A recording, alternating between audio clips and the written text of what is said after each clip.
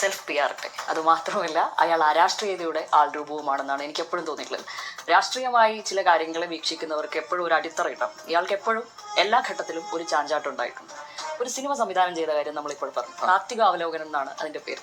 സന്ദേശത്തിന് ശേഷം ഇത്രയധികം അപ്പൊളിറ്റിക്കൽ ആയിട്ടുള്ള എന്തെങ്കിലും കാര്യങ്ങൾ പറയുന്ന മറ്റൊരു സിനിമ മലയാളത്തിലുണ്ടോ എന്ന് പോലും സംശയമുണ്ട്. പുള്ളി ഒരു തിരക്കഥ അദ്ദേഹം തന്നെയാണ് എഴുതിയിട്ട് ആ സിനിമ സംവിധാനം ചെയ്തിരിക്കുന്നത്. ഒരു തിരക്കഥ എഴുതുന്നത് പോലെ ഒരു സിനിമയിലെ സുഹൃത്തുക്കളെ, അഖിൽ മാരാർ, നിങ്ങൾ ആരെങ്കിലും അഖിൽ മാരാർ കോൺഗ്രസിലേക്ക് പോകുമെന്ന് വിചാരിച്ചിരുന്നോ? എങ്കിൽ നിങ്ങളൊക്കെ എന്ത് പൊട്ടന്മാരാണ്. നിങ്ങൾ ആരെങ്കിലും അഖിൽ മാരാർ എന്ന് പറയുന്ന മനുഷ്യൻ കമ്മ്യൂണിസ്റ്റ് പാർട്ടിയിലേക്ക് വരുമെന്ന് വിചാരിച്ചിരുന്നോ? എങ്കിൽ നിങ്ങൾ മഹാ അബദ്ധമാണ്. നിങ്ങളെ രാഷ്ട്രീയ ബോധം എന്നൊക്കെ പറയുന്നത് വട്ടപൂജ്യമാണെന്നൊക്കെ പറയേണ്ടി വരും. ഞാൻ എന്ന് വിചാരിച്ചിരുന്നു, ഇയാൾ എന്താടാ BJPയുടെ അംഗത്വം എടുക്കാത്തേ എന്നൊക്കെ ഞാൻ ഇങ്ങനെ വിചാരിച്ചിരിക്കുകയായിരുന്നു. ഇപ്പതാ ജട്ടി സാബുവിൻ്റെ ഒപ്പമൊക്കെ പോയി കഴിഞ്ഞിട്ടുണ്ട്. 2020 വേണ്ടിയിട്ട് മത്സരിക്കാൻ ഇറങ്ങുന്നതൊക്കെ പറയുന്നത് അരാഷ്ട്രീയതയുടെ മുഖമുദ്രയാണ്. സ്ത്രീ വിരുദ്ധത ഒരു മടിയും കൂടാതെ വെച്ച് വിളമ്പുന്ന ഒരുത്തനാണ്. അതിനൊരു മടിയില്ല.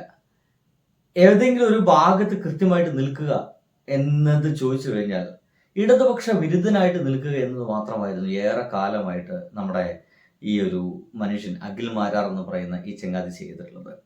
ഒരു സിനിമയൊക്കെ ചെയ്തിട്ടുണ്ടോ? ബാക്കി എന്തായാലും ഇവരൊരു വിശകലനം കേൾക്കാം. അഭിനയിക്കുകയും ചെയ്തിരുന്നു. അപ്പോൾ ഒരു തിരക്കഥ എഴുതുന്നത് പോലെ എവിടെ കയ്യടി വീഴും, എങ്ങനെയൊക്കെ നമുക്ക് നമ്മുടെ പ്രതിച്ഛായ ഒന്ന് ഉയർത്താം എന്ന നിലയിലാണ് പുള്ളി അദ്ദേഹത്തിന്റെ കരിയർ മുഴുവൻ എല്ലാ കാലത്തും ഡിസൈൻ ചെയ്തിരിക്കുന്നതാണ് ഞാൻ മനസ്സിലാക്കിയിരിക്കുന്നത്. അത് അറിയണമെങ്കിൽ അയാളുടെ ഫേസ്ബുക്കിലൂടെ ഒന്ന് നമ്മൾ ഇങ്ങനെ കണ്ണോടിച്ച് നോക്കിയാൽ മതി, ബാക്കി പ്രസ്താവനകളിൽ കണ്ണോടിച്ച് നോക്കിയാൽ മതി. പിന്നീടാണ് അദ്ദേഹം ഈ ആദ്യ സിനിമ അത് പാടെ ജനങ്ങൾ തള്ളിക്കളഞ്ഞതിന് ശേഷമാണ് അയാൾ ബിഗ് ബോസിലേക്കൊക്കെ വരുന്നത്. അതിനുശേഷം വലിയ രീതിയിലുള്ള ഒരു അറ്റൻഷൻ അയാൾക്ക് ലഭിക്കുകയാണ്. സത്യത്തിൽ അയാൾ ഒരു അറ്റൻഷൻ സീക്കിങ്ങിന് വേണ്ടി തന്നെയും കൂടിയായിരിക്കും സ്വാഭാവികമായും അയാൾ ബിഗ് ബോസിൽ പോയിട്ടുണ്ടാവുക. അവിടെ അത് നല്ലൊരു അഭിപ്രായം എനിക്ക് തോന്നി. ഈ അറ്റൻഷൻ സീക്കിംഗ് എന്ന് പറയുന്ന ഒരു വലിയ വിഷയമാണ്. വളരെ പെട്ടെന്ന് ഫേമസ് കിട്ടുന്ന ചില ആളുകൾക്ക് ചിലപ്പോൾ സോഷ്യൽ മീഡിയയിൽ അതുവരെ കിട്ടിയ അറ്റൻഷൻ അല്ലെങ്കിൽ പൊതുജനങ്ങളിൽ നിന്ന് അതുവരെ കിട്ടിയ അറ്റൻഷൻ കുറഞ്ഞു പോവുകയാണെങ്കിൽ അവരത് കിട്ടാൻ വേണ്ടിയിട്ട് ഇടയ്ക്കിടയ്ക്ക് എന്തെങ്കിലുമൊക്കെ ചെയ്യും. അത് അയാൾക്ക് നെഗറ്റീവാണോ പോസിറ്റീവാണോ എന്നല്ല, അയാൾക്ക് അറ്റൻഷൻ കിട്ടിയാൽ മതി. സോഷ്യൽ മീഡിയയിൽ 2 ദിവസം അയാളെ കുറിച്ചൊരു സംസാരം ഉണ്ടായാൽ മതി. എനിക്ക് തോന്നുന്നില്ല ഇത് വിജയിക്കാൻ വേണ്ടിയിട്ടാണ് ഈ ചങ്ങാതി കളിക്കുന്നത്. അല്ല, അഖിൽ മാരാറിന് അറിയാം അയാൾ 100% തോറ്റ് പണ്ടാറടക്കുമെന്ന് അഖിൽ മാരാറിന് 100% ഉറപ്പാണ്.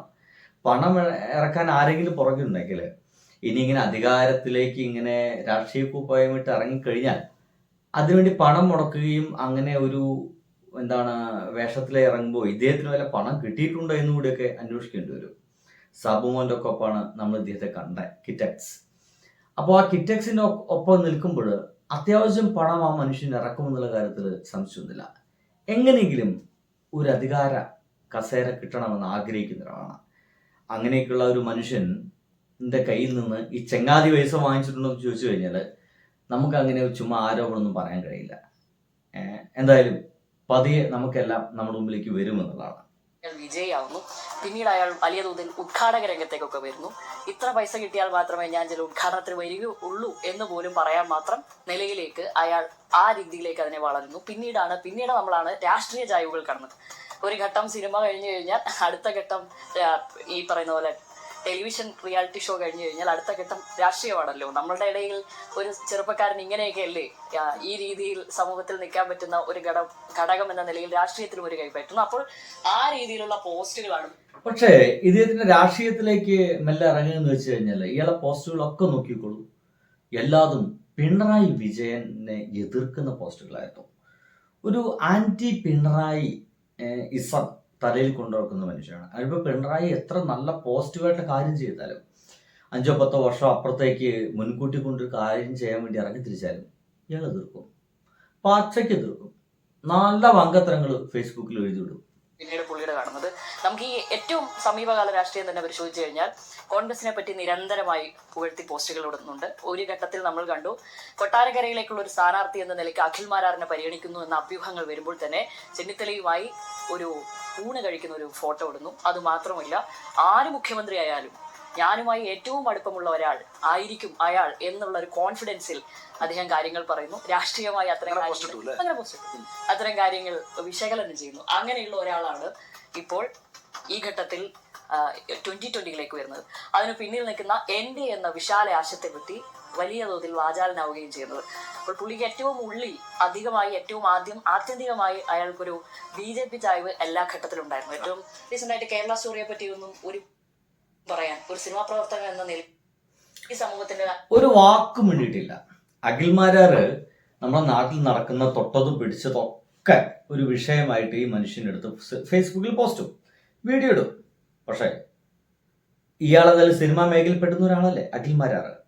അങ്ങനെയാണെങ്കിൽ നമ്മുടെ കേരളത്തെ അപമാനിക്കുന്ന, നമ്മുടെ കേരളത്തെ ടാർണിഷ് ചെയ്യുന്ന, നമ്മുടെ കേരളത്തെ തകർത്ത് കളയണമെന്നുള്ള ഒരു ഉദ്ദേശത്തോട് കൂടിയിട്ട് കേരളത്തിലെ മുസ്ലിങ്ങൾ ഭീകരരാണെന്നും കേരളത്തിലെ മുസ്ലിങ്ങൾ ഹിന്ദുക്കൾക്ക് ഇവിടെ ജീവിക്കാൻ അനുവദിക്കുന്നില്ലെന്നും ഹിന്ദു പെൺകുട്ടികളൊക്കെ തട്ടിക്കൊണ്ടുപോയിട്ട് മതം മാറ്റിയിട്ട് അങ്ങനെ എന്തൊക്കെയോ നടക്കുന്നു എന്നൊക്കെ ചെയ്തു വെച്ച ആ ഒരു സിനിമയെ എതിർത്തുകൊണ്ടോ അല്ലെങ്കിൽ ഒരു അഭിപ്രായം പറഞ്ഞുകൊണ്ടൊരു പോസ്റ്റ് പോലും നമ്മുടെ അഖിൽമാര എന്ന് പറയുന്ന മനുഷ്യൻ ഇട്ടിട്ടില്ല. എന്തുകൊണ്ടായിരിക്കും ഇടാത്തത്?